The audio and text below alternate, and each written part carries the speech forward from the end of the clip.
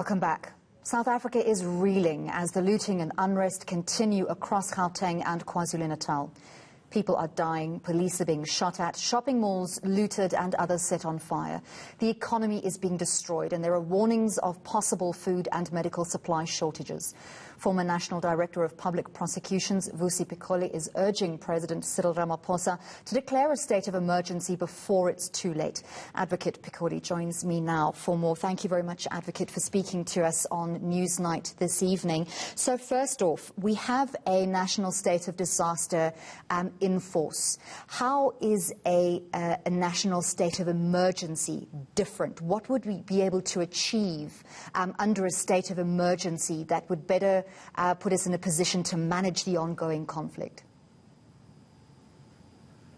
Thank you for having me on the program. Firstly, is the legal authority behind the declaration of the state of emergency. And this takes us to Section 37 of the Constitution that allows the President to declare a state of emergency. And of course, this is a difficult topic to talk about, especially given our recent history of how the apartheid government abused states of emergency, where there was, a flagrant violation of human rights of people. Now, South Africa is faced with a situation where there's looting, violence, people having died. The last count was 45 people having died, burning of shops, the police being shot at who are supposed to protect the citizens and their properties. Therefore, the conditions on the ground meet all the requirements of Section 37 of the Constitution. We do have enabling legislation as well in the form of the State Emergency Act of 1997, which was after the Constitution had been certified. So here we're talking about still the right that people have to be protected when faced by situations like these ones. The state has got a constitutional obligation to protect innocent lives and to protect businesses. The economy is under attack. The infrastructure is being destroyed. This opens us up for serious problems in future. Advocate Pikoli, to get to the practical boots on the ground difference between a state of emergency and a state of disaster, what would a state of emergency allow our government to do in terms of quelling the violence, in terms of restoring peace and law and order? Well, the first thing is that if we were to have a state of emergency, of course, it's going to lead to a drastic curtailment of people's rights, including the right of movement and association. The law enforcement agencies will have more rights in terms of search and seizures, people being detained. I'm fully aware that this is drastic, but this is a provision that is in the Constitution. And also, of course, the law enforcement agencies should respect the rights of people and protect the dignity of citizens that they are seeking to protect.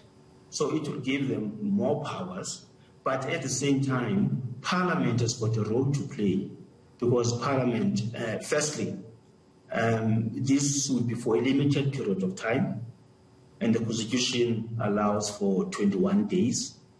Parliament can decide to extend it or refuse to extend it or come up with further conditions. So there will be parliamentary supervision to make sure that people's rights will still be expected.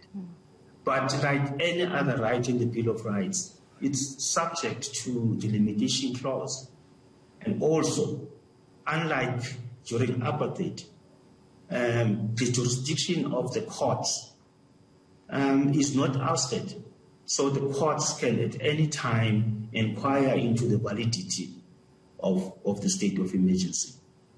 So, and also, there is provision in the law for international humanitarian organizations to have access to people who might have been detained during the state of emergency. But what is more important is that we'll need to have more police officers and in support, having more soldiers on the ground. I don't think the 2,500 that has been deployed is enough. Advocate Pikoli, I want to ask you why you think there's been a hesitancy on the part of the President to declare a state of emergency, and whether you think that the bloodshed that took place at the Marikana massacre has anything to do with the reasoning and the thought processes that could be behind that hesitancy. The issue here is that we need to be able to distinguish instances. Here we have a situation where, at least in 2 provinces, that's where we have got this clear manifestation of violence, looting, and 45 people having been killed. So, one, there is a constitutional obligation to protect innocent lives. Marikana was a tragedy for all of us. We wish that our history will not be blotted, by such a tragic incident that led to the miners being killed. But it does not mean that when lives are being threatened, when there's rampant violence and looting, people being killed, police being shot at, that government should not take the necessary action, acting within the 4 corners of the law. I understand perhaps the hesitancy. This is very drastic. It should be a last resort. And it has taken me time to think of supporting, the declaration of the state of emergency. It's not an easy one. It should be taken very, very seriously. A lot of restraint has been called for on the part of law enforcement officials in terms of dealing with looters. Do you think perhaps that restraint has led to an increase in violence and looting, and that police should have acted more hard-handedly sooner? So it's correct to exercise restraint, but there has to be a limit.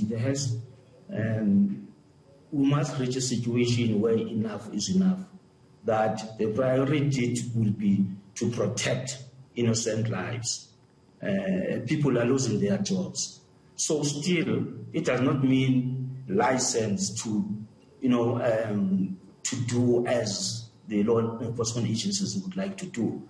They will still be restrained and constrained to act within the 4 corners of the law, still respecting the human rights of all South Africans.